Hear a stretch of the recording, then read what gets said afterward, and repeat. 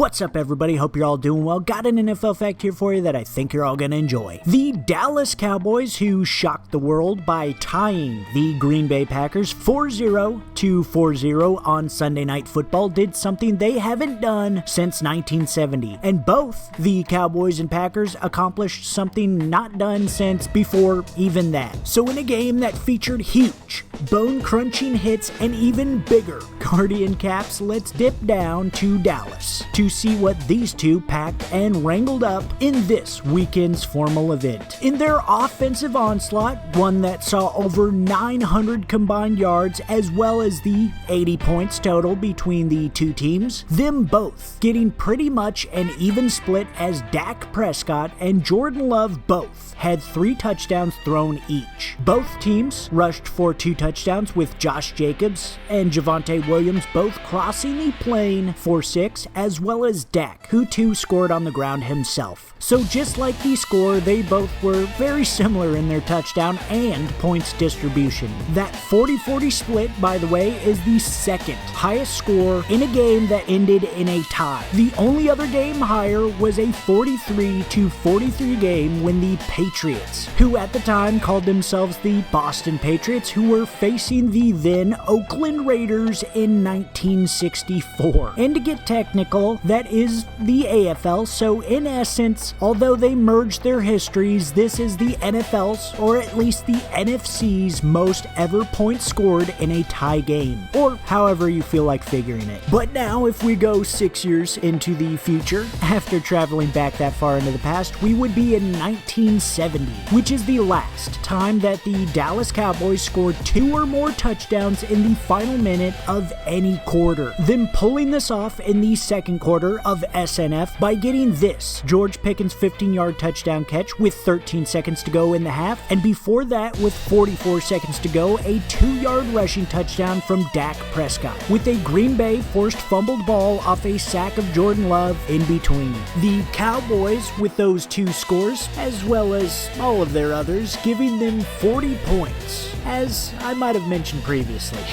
But that happened with them not turning the ball over themselves a single time during the game, which makes them the first team in the Super Bowl era to have 40-plus points and 0 turnovers in a game in which they did not get the win.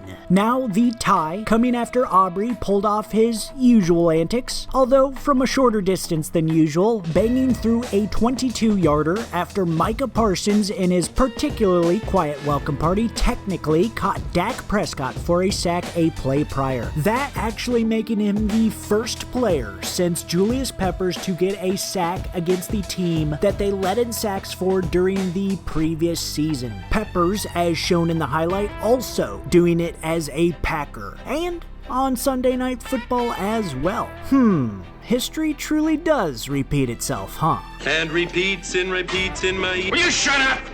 Don't you know, little fool, you never can win. But you can't die, you little fool you. Anyway, then after a flamed out drive, Brandon McManus followed suit and tied the game with his own overtime field goal from 34 yards out. Instead of the game ender being his 53-yarder as time expired, he was able to kick the game tire.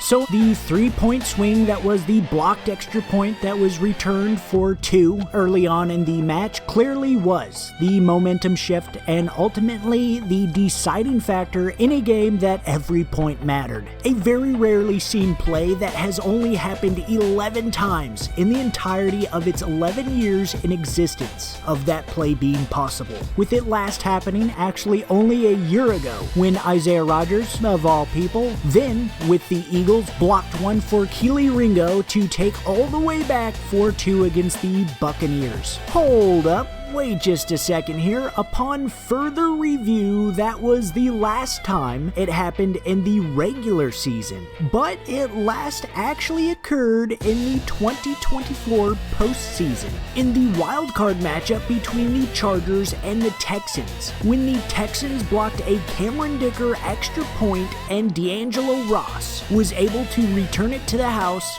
for 2. So there you go. Always double check your sources. And now it's to be decided how this one Dallas just got also swings things as a whole come playoff time, but that one really shook things up across the NFL world in the time being, or at least the NFC. The good news though, at least for Green Bay, is that they still have yet to lose in Jerry World, as this wasn't a win but also wasn't a loss. And although there wasn't a tiebreaker for this one, it may end up being a decider when the playoff picture pops up later on, but I guess we'll just have to wait and see. And hey, whether the event you want to see is formal and requires a suit and a tie, or it's just a casual outing, to book it you should use SeatGeek, a proud sponsor of SVTV and the world's best ticketing app and website. With their state-of-the-art seating chart, you too can score as many times as you please in whichever quarter you are in life. And to not be tied to that total, I can't quite give you 40, but just use code SVTV for $20 off your first ticket purchase. And don't you miss out on watching something worth seeing anymore. Alright, I love you guys. I appreciate you guys. I'll see you in the next one, and peace out. A lot of games for me in the NFL. It's definitely one that I will remember. And I think I'll remember it because I'm so proud of our guys' fight. But golly, I wanted them to get that win. And so I think that's what I'll take away from it. Obviously, they didn't come down here to tie a football game, but that's what happened. It's disappointing. So we got to do a better job coaching what we need to get done, and then our players we all collectively got to do a better job there. And I don't know, it wasn't good enough.